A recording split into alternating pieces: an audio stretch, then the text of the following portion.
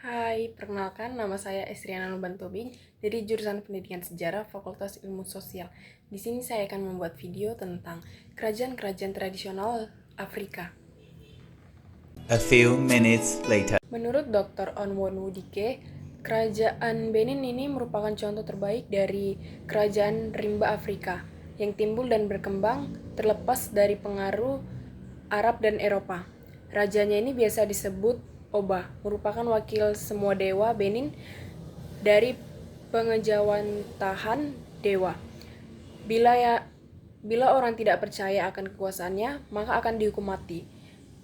Komoditi yang diperdagangkan di kerajaan ini adalah senjata, alat pertanian,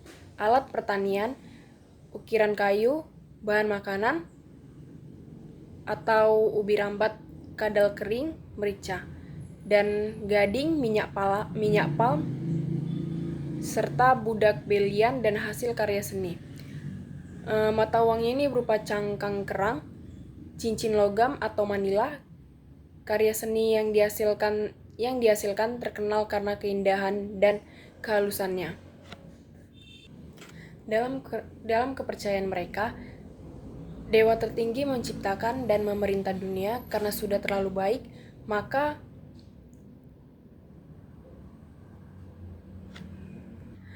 yang dipuja adalah dewa rendahan yang menjadi dewa perantara antara dewa tertinggi dengan manusia.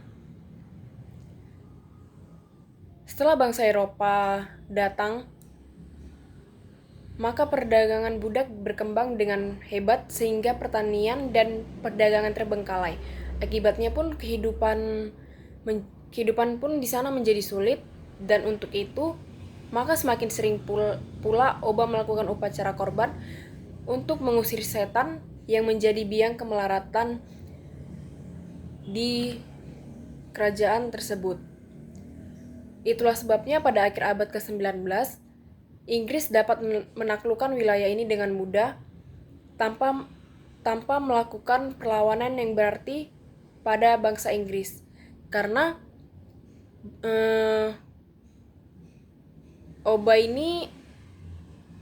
Benin ini hanya menaklukkan sebatas ritual pengusir mara bahaya.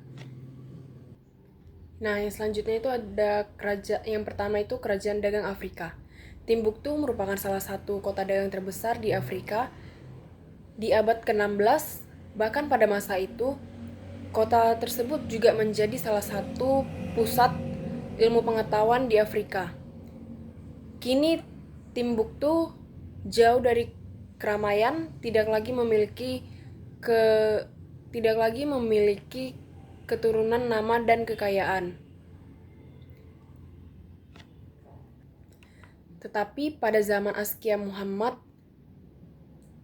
sarjana Muslim Leo Africanus, mengunjungi Timbuktu bersama sebuah misi diplomatik dan melaporkan bahwa Timbuktu mempunyai istana raja yang hebat dan terorganisasi dengan baik, mempunyai banyak toko kerajinan tangan dan pasar tempat diperdagangkan kain dari Eropa. Di perbentengan raja sejauh 9 km, dari situ terdapat sebuah istana dan sejumlah rumah berbentuk kubah. Keseluruhannya dikelilingi dengan pagar seperti tembok pertahanan sebuah kota. Dengan demikian, dongengan tentang Sudan Barat berdasarkan kenyataan. Dengan itu menjalin cerita, tetapi bukan menciptakan cerita. Dongengan ini merupakan pokok-pokok dalam sejarah kerajaan dagang yang banyak terdapat di padang rumput luas di Afrika Tengah. Yang kedua itu ada kerajaan hutan di Afrika. Selain kerajaan dagang, Afrika juga memiliki kerajaan yang tumbuh di kawasan hutan tropis. Salah satunya yang paling terkenal yaitu Kerajaan Benin. Lama sebelum orang Eropa menginjakkan kakinya di Afrika yang beriklim tropis, bangsa Benin yang kuat telah berkembang di daerah yang sekarang adalah bagian selatan Nigeria. Nah, pada abad ke-17, Negara ini juga menjadi sumber utama budak untuk penjajahan di Amerika sejak abad ke-15. Benin terkenal dengan patung-patung perunggu. Patung-patung perunggu ini seringkali mengembangkan orang-orang terkemuka dengan gaya unik. Diketahui ribuan patung ini dicuri dan diekspor ke seluruh dunia. Setelah kerajaan ini takluk oleh orang Inggris pada tahun 1897, wilayah tersebut kemudian menjadi bagian dari Nigeria ketika mereka. Yang kedua itu ada kerajaan hutan di Afrika.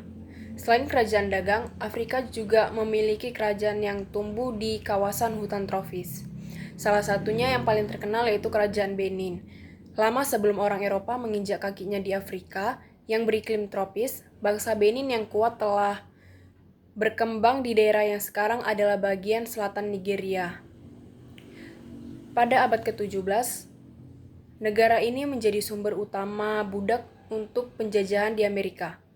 Sejak abad ke-15, Benin juga terkenal dengan patung-patung perunggu. Patung-patung ini sering mengembangkan orang terkemuka dengan gaya unik. Diketahui ribuan patung ini dicuri dan diekspor ke seluruh dunia setelah kerajaan itu takluk oleh negara Inggris pada tahun 1897.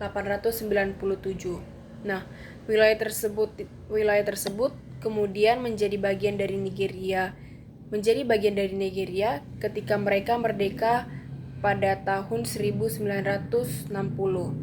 Kini Nigeria meminta perunggu Benin yang dijajah kembali oleh negara tersebut. Yang ketiga itu ada kerajaan daerah hutan tropis di Afrika Barat.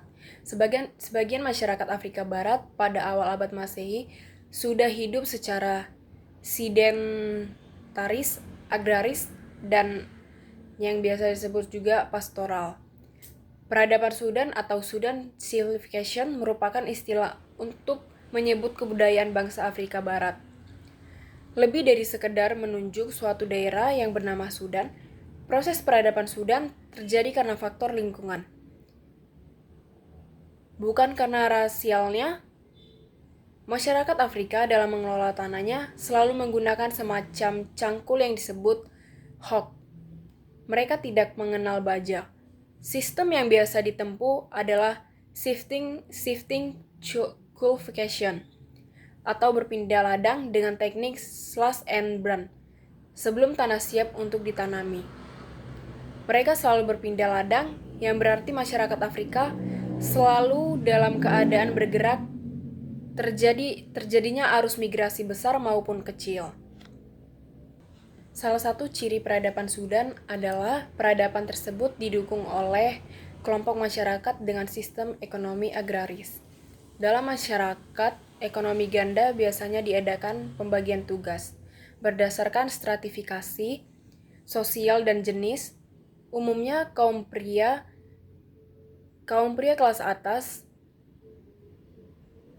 menyelenggarakan kehidupan pastoral, sedangkan mengelola tanah dipercayakan kepada wanita dan kelas bawah. Dengan kehidupan agraris masyarakat berkembang, timbul labor division yang mendapat akumulasi produksi hasil pertanian, jumlah produk yang meningkat, tumbuh perkampungan dan kota, waktu terbuang dipakai untuk berkarya seni, kegiatan politik, religi, dan sebagainya.